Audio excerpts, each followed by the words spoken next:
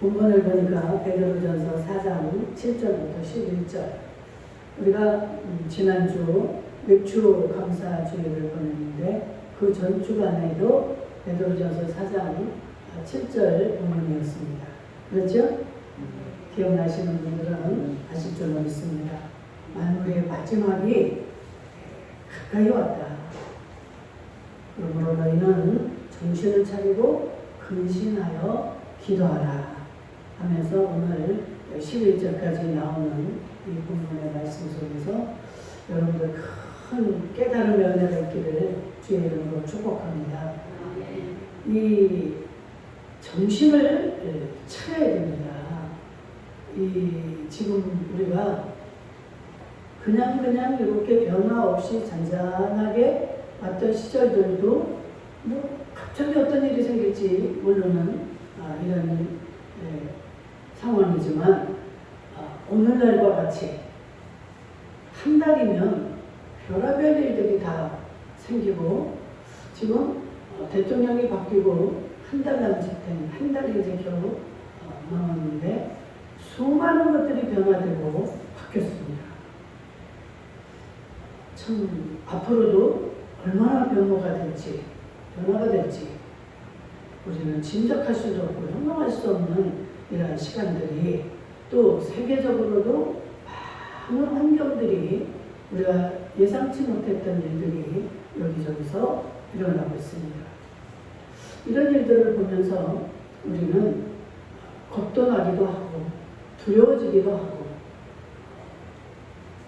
참 우리의 마음이 혼돈스럽기도 하지만 우리는 이제까지도 그 주님의 손 아래서 여기까지 왔듯이 앞으로도 이 모든 것을 주관하시는 하나님을 바라볼 때만이 우리는 거기에 발맞추어서 따라갈 수 있을 줄로 믿습니다.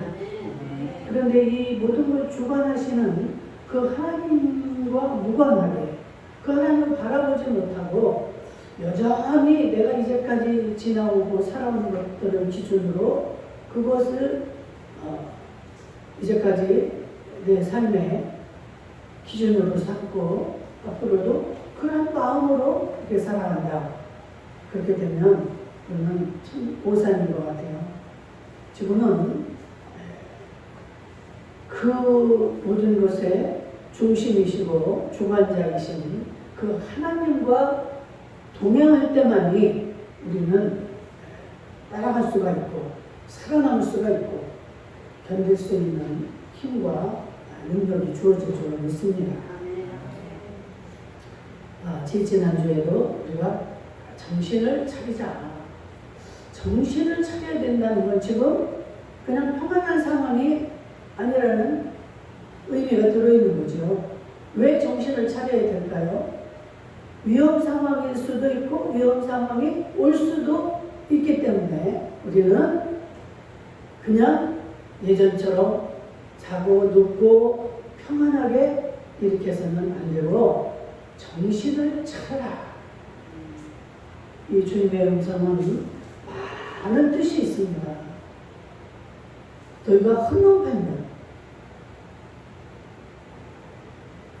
참 눈 뜨고 코매가는 세상이라는 소리를 우리가 예전에 많이 들었습니다. 그런데 그보다도 지금은 어마어마한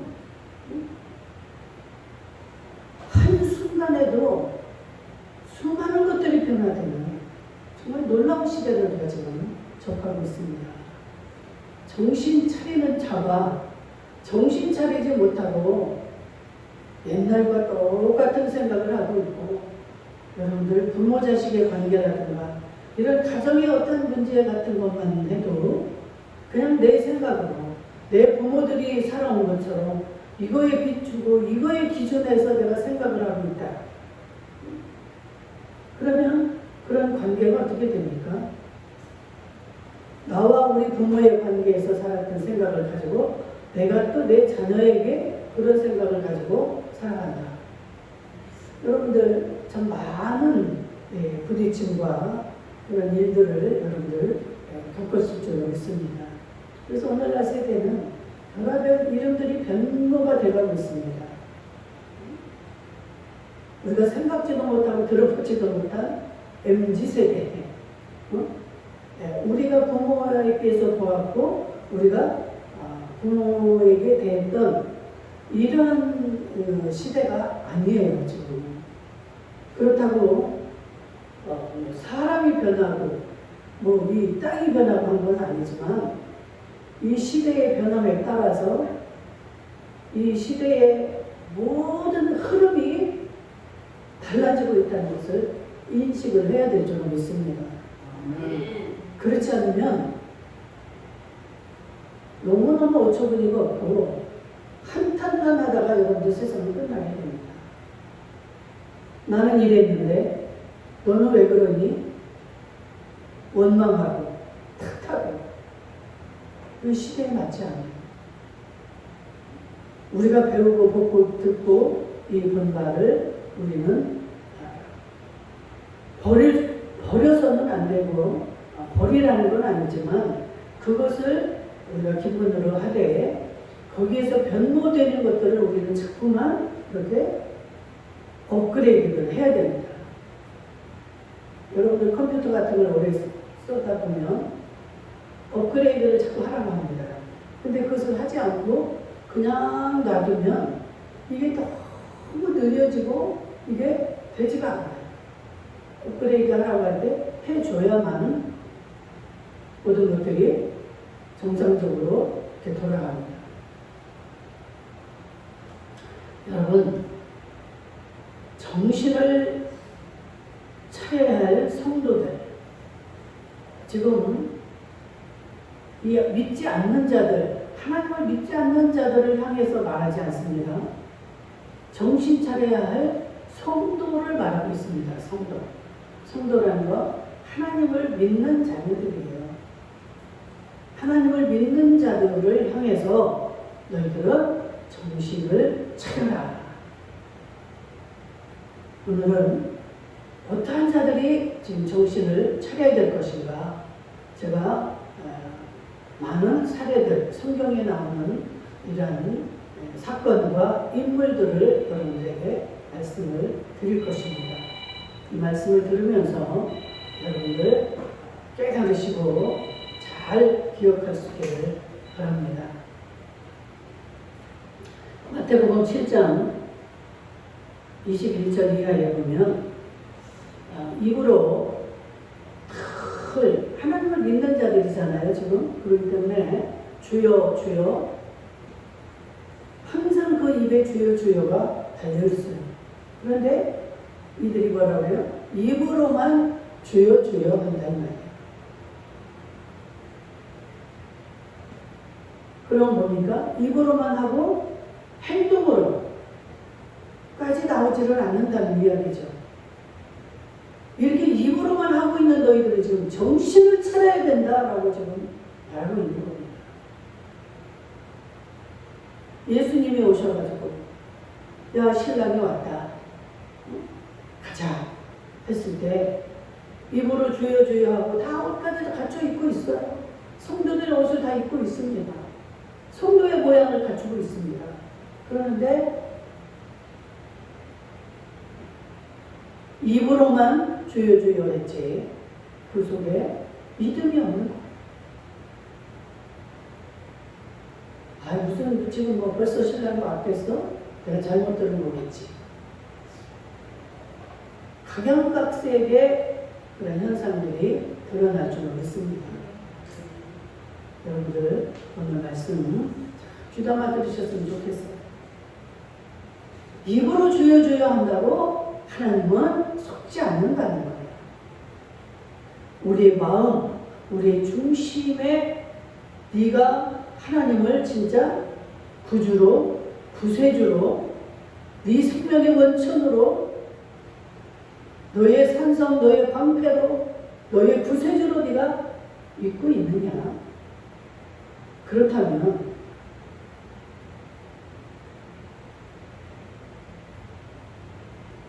우리는 헐 빼어서 그 주님을 바라볼 때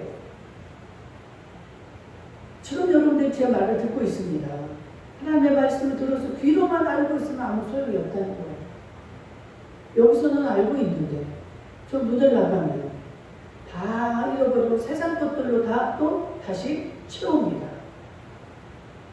아무 소용이 없는 세상 사람들과 똑같은 거죠. 안 믿는 자들과 똑같은 거예요. 똑같은 말을 하고 똑같은 행동을 하고. 그래서 야고보 2장 17절에 보니까 행함이 없는 죽은 믿음을 가진 너희들 정신을 차려라. 믿음이 있으면 그게 이 속에 있는 게 행동으로 나오게 돼 있는 거예요. 이 속에 그 믿음이 지금 확실하지 않으니까 행동으로까지 나오지 못하고 있습니다. 이러한 자들을 향해서 지금 우리 주님은 정신을 차리라고 바라고 있습니다. 이사야 1장 12절에서부터 보면은 뭐라고 합니까? 너희들은 성전 문만 밟고 다니고 교회 문만 밟고 다니고 마당만 밟고 다니는 너희들아. 이 말이 뭐예요? 이 마음, 진정한 마음으로 주님을 찾고 주님 앞에 서는 것이 아니라 그냥 형식을 차려서 성전을 드나드는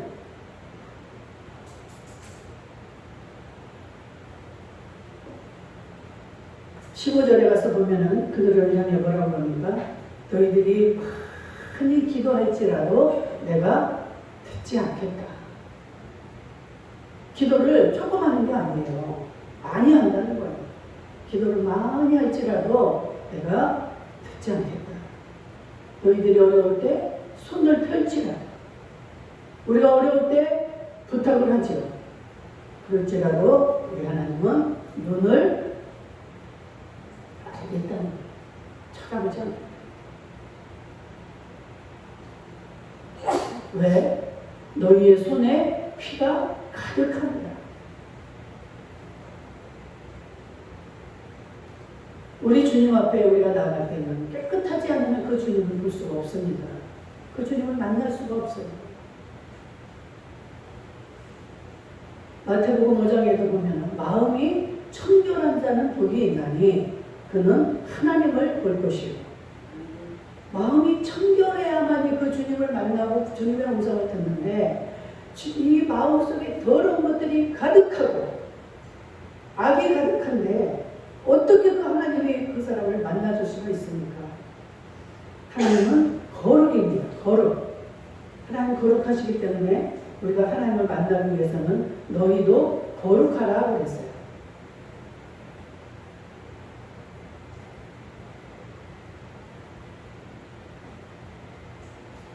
겉에 보기에는 알곡 같은데 속에는 뭐예요? 텅 빈 쭉정이. 이건 누구? 다른 사람이 들어야 되는 이야기가 아니에요. 저와 여러분들입니다. 제가 지금 이야기하는 이 모든 사례들은 지금 우리 주님이 우리 자신에게 지금 말씀하고 있는 줄로 믿습니다. 내 진정한 모습을 비춰보셔야 돼요.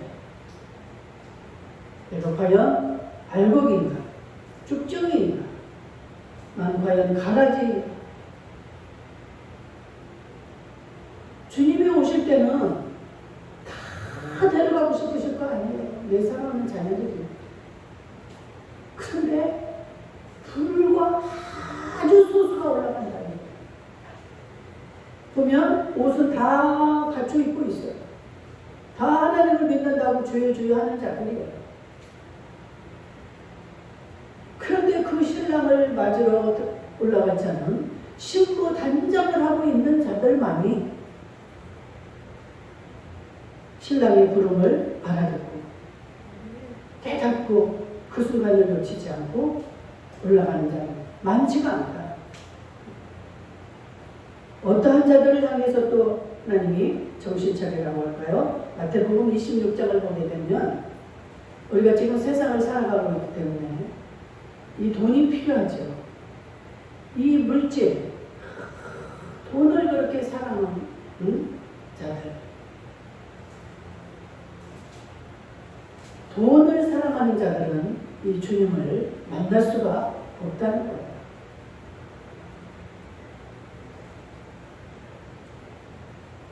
디모데전서 6장 10절에 돈을 사랑하니 일만 악의 뿌리가 된다.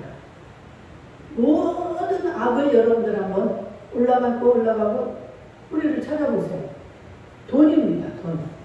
돈 때문에 싸우고 돈 때문에 문제가 생겨요. 모든 악의 뿌리 되는 거예요. 이게 돈이. 이 돈을 사랑하는 자들은 정신을 차려야 된다라고 지금 말씀하고 있습니다. 사도행전 5장에 보면은 그 아나니아와 삽비라 부부가 나옵니다. 이들이 정말 그 사도 중에 바로바라는 사람이 자기 전 재산을 다 팔아서 사도들 앞에 갖다 둡니다. 그래서 사도들이 어려운 자들에게 나누어주고 이렇게 해서 서로 나누었어요. 그런데 이 아나니아와 삽비라 이들은 막 그 사람이 그렇게 자기 재산을 팔아서 대우를 받고 또 그런 좋은 일을 하니까 자기도 셈이 나서 자기의 재산을 팔아가지고 바나바처럼 다 드린 게 아니었어요. 일부를 감춰놓고 일부를 갖다 바칩니다. 근데 사도들이 물을 때 이게 너의 전부냐? 그러니까 예, 전부 다 가지고 왔으니까. 참 거기에서 즉시 죽임을 당하는 그런 놀라운 일들이 이렇게 생기는데 우리 하나님은 일부 가져왔다고 뭐라고 하는 것이 아닙니다. 진실하라는 것이죠. 네가 가지고 있는 너의 분기들이기 때문에 네가 마음대로 네가 팔 수도 있고 네가 일부를 바칠 수도 있고 그런데 왜 거짓을 말하냐 이거예요. 네, 제가 재산을 팔아서 쓸 것 좀 남겨놓고 일부를 가져왔습니다. 이렇게 했더라면 너무 감사한 거죠. 그런데 돈을 너무 그냥 자기가 이 돈이 내가 없으면 안 되고 이거는 내 거고 그럼에도 불구하고 말은 사도들 앞에 이렇게 거짓으로 이렇게 하다가 우리 하나님은 정말 이 거짓을 싫어합니다. 그래서 늘 제가 정직을 강조하죠. 정직해야 된다. 하나님 어떤 정직한 자의 모든 것들을 하나님은 받으시고 그들을 복을 주시고 그들을 통해서 일을 하신다. 근데 이 정직이 쉽지 않아요. 그렇죠? 여러분들 주님의 은혜를 입지 않으면 정직하기가 쉽지 않습니다. 그래서 늘 우리는 그 주님의 은혜를 구하셔야 돼요. 주님, 나 이거를 주님 앞에 드리고 싶은데 주님 어떻게 해요? 나 이것만큼은 이렇게 해야 되겠습니까? 주님 말씀해 주세요 하고 주님 앞에 구해서 주님이 하라는 대로 아니야 너 그거 남겨놓지 말고 다 드려 이렇게 했을 때 어떻게 해야 돼요? 주님의 음성을 들었다면 주님의 뜻이라면 그대로 다 순종을 해야 됩니다. 그 바나바가 모든 걸 다 드렸지만 그는 너무나 많은 것들을 드리며 하나님의 귀한 종으로서 그런 삶을 살았던 것을 봅니다. 이 물질을 사랑하다 보면 정말 하나님을 만날 수도 없고 하나님의 그 징계를 받을 수밖에 없다는 사실을 볼 수가 있습니다.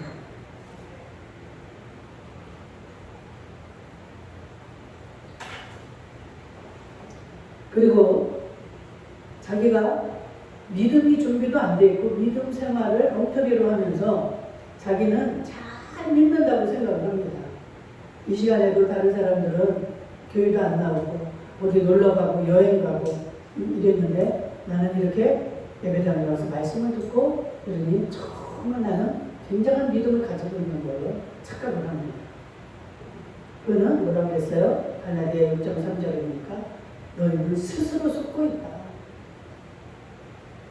스스로 쏟고 있는 것이다. 그러한 자들은 마태복음 24장 주님이 오셨을 때 주님이 그 신부들을 데려갈 때 어떻게 될까요? 밭에서 두 여인이 있었는데 한 여인은 들림을 받고 한 여인은 버림을 당합니다. 그 버림을 당하는 측에 그러한 자들은 들어가게 된다는 것이죠. 잠언 16장 5절에 보니까 마음이 교만한 성도. 하나님은 이 교만을 너무너무 싫어요. 교만이 뭡니까? 하나님을 의지하지 못하고 자신을 믿는 자, 자신의 능력을 믿는 자들, 남을 무시하는 자들, 말할 것도 없죠. 하나님을 무시하고 자기 자신이 모든 것을 할 수 있느냐? 겸손하지 못한 자들. 이들은 깨달을 수가 없습니다. 이런 교만을 가진 자들은 하나님의 음성을 들려줘도 깨닫지를 못합니다. 하나님은 사람을 통해서 들려주기도 하시고 사물을 통해서도 알게 하시고 그렇게 말씀을 하셔도 깨닫지를 못합니다. 아, 이거는 누가 들어야 되는데 누가 들었으면 좋겠다 이렇게 생각을 하지 자기 자신에게 하나님 하시는 말씀을 듣지를 못한다는 거예요. 그래서 형벌을 면할 수가 없다. 예수를 믿는다고 교회를 다니면서 고린도전서 5장 11절을 보면 많은 그 우상들을 따르고 점을 보러 가고 음행을 하고 술 취하고 남을 속이고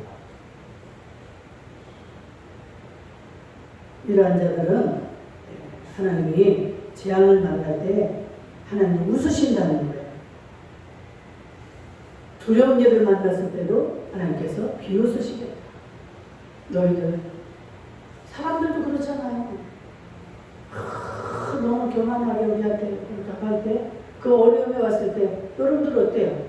이 관계가 좋아야 됩니다. 늘 이 관계가 내가 손해를 보더라도 좀 그런 삶을 살았더라면 내가 손을 벌릴 때 그들이 나를 무시하겠습니까? 그런데 우리도 마찬가지예요.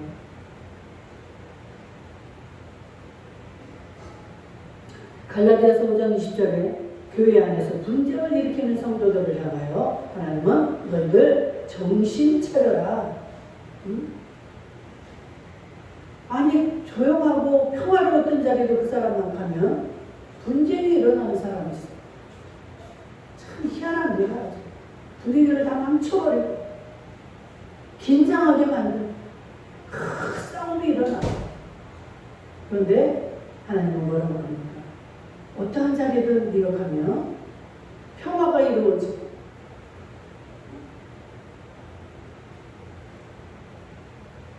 너희들은 그래서 평한 자가 되어라. 그런 내가 그러한 자들은 하나님의 아들이라고 내가 일컬어줄 것이다. 화평케 하는 자들이 되기를 주의 이름으로 축복합니다. 하나님 이걸 기뻐하셔요. 얼마나 이걸 기뻐하시는지 너는 과연 내 자녀다. 너는 내 딸이야. 너는 내 아들이야. 이렇게 하신다는 거예요. 화평을 이루는 자를 향해서. 여러분, 이 성경에 보면 창세기 49장에 보면은요, 그 아들들이, 야곱의 자녀들이 좀 많이 나오잖아요. 그런데 둘째, 셋째 이들이 여자 형제가 여동생이 강간을 당했을 때 그것을 분을 못 참아가지고 그 막 추장에게 복수를 하잖아요. 그래서 피를 보고 그들에게 막 그 살인을 하고 이런 일들을 합니다. 그래서 야곱이가 죽을 때 자녀들을 다 모아놓고 축복 기도를 합니다. 하나님. 근데 그들에게는 그 축복을 하지 않아요. 둘째 시므온하고 셋째가 레위인데 그들이 나서서 아주 그 추장 인가를 아주 다 죽이고 아주 초토화를 시킵니다. 혈기, 싸움, 아주 이런 것들을 우리 하나님은 싫어하십니다. 혈기는 백전백패입니다. 백해무익한 게 혈기예요. 아무리 내가 정당화를 시키고 당당하고 막 내가 정말 도저히 참을 수가 없고 이건 정당한 화를 내는 것이다 싶어도 지나고 보면 그때 그렇게 혈기를 안 냈어도 하나님이 다 아시고 받으시고 그래서 하나님은 그 혈기 내는 걸 기뻐하잖아요. 그래서 온유한 자가 너희는 땅을 차지할 것이다 그러잖아요. 하나님은 온유한 자를 기뻐하시는 거예요. 온유한 자가 질 것 같지만 결국은 승리합니다. 왜? 하나님 계시니까. 하나님을 이길 자가 누가 있습니까? 하나님이 그 온유한 자를 사랑하시고 겸손한 자를 사랑하시고 복을 주신다는데 어느 누가 당할 자가 있겠습니까? 요한계시록 3장 14절부터 보면은 라오디게아 교회를 향해서 말합니다. 너희들은 그래서 차든지 덥든지 그걸 택하라는 거야. 차지도 않고 덥지도 않고 미지근해가지고 저 사람이 진짜 예수를 믿는 사람인지 아닌지 알 수도 없어. 어쩌다 보면 저 사람이 예수를 믿었어? 여러분 지금 우리가 살아야 되는 이 시대는 정신을 차려야 되는 시기란 말이에요. 지금 예수님이 우리를 데리러 오실 시간이 너무 가까이 왔다. 너무 가까워졌기 때문에 너희들은 그렇게 미지근하게 두리뭉실하게 이것도 아니고 저것도 아니고 이런 지금 이런 삶을 살다가는 그냥 다 쓰나미가 와서 다 쓸어갈 때 그냥 다 휩쓸려갈 수밖에 없는 그런 존재들이고 그러한 존재들이라는 것입니다.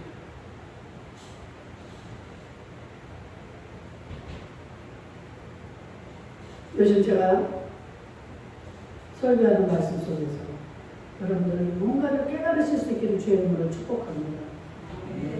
뭔가 여러분들에게 들려져야 돼요. 이게 들려지지 않으면 지금 이 시세를 분별하지 못하고 있는 거예요. 이거는 영적인 거기 때문에 제가 어떻게 해드릴 수가 없습니다. 영이 깨어있는 자만이 들을 수가 있다. 그래서 예수님이 올라가시되 뭐라고 합니까? 내가 너희들의 거처를 다 마련해 놓고 나면 너희들을 데리러 올 텐데 너희들은 기다려라, 깨어 있어라, 준비하고 있어라. 뭐라고요? 기다려라. 주님을 기다리고 있어야 되는 거예요. 근데 그분이 언제 오실지를 몰라. 어떻게 오실지도 몰라. 기다리고 있을 사람은 어떻게 하겠습니까? 무슨 이상한 징조가 나타나면 예수님이 오실 건가? 기다리는 자들이 이 음성을 듣기를 원합니다. 조금만 이상한 징조가 있어도 우리 주님 오시나?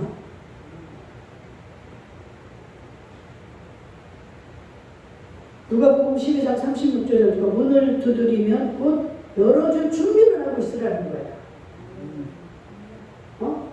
문 두드리기만 기다리고 문만 바라보고 있을 때는 어떻게 합니까? 신랑이 와서 똑똑 두드릴 때 어서 오시옵소서 이렇게 하고 그렇게 그런 마음으로 기다리고 있으라는 거예요.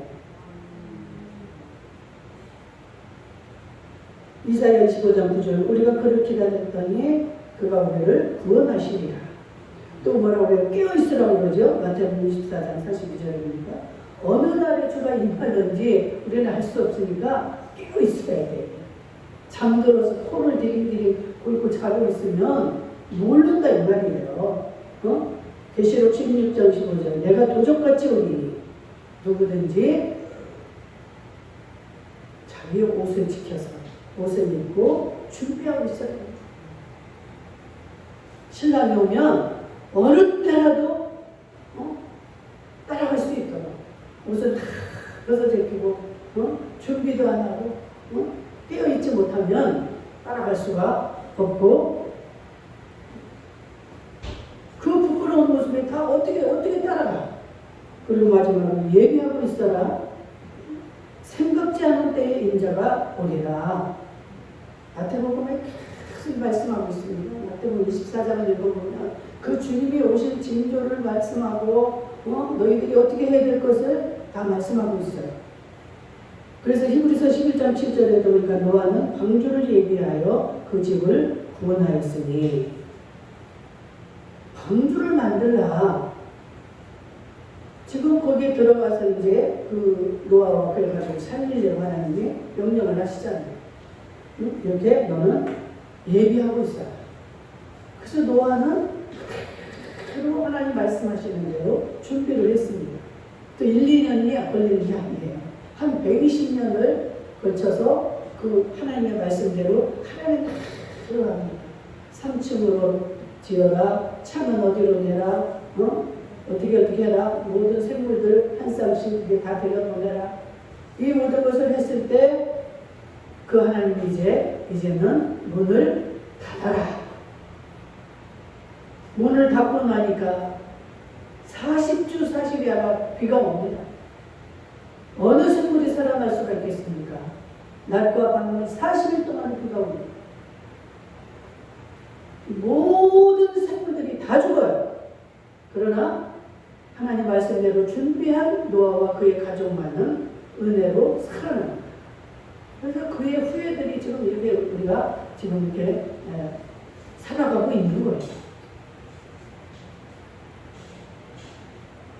하나님의 심판이 가까이 왔다는 것을 꼭 기억하시고 정신을 차리고 그래서 반드시 주님이 오실 때 우리는 따라가는 그래서 살아남고 구원을 얻는 그런 저와 여러분들 될 수 있기를 주의 이름으로 축복합니다.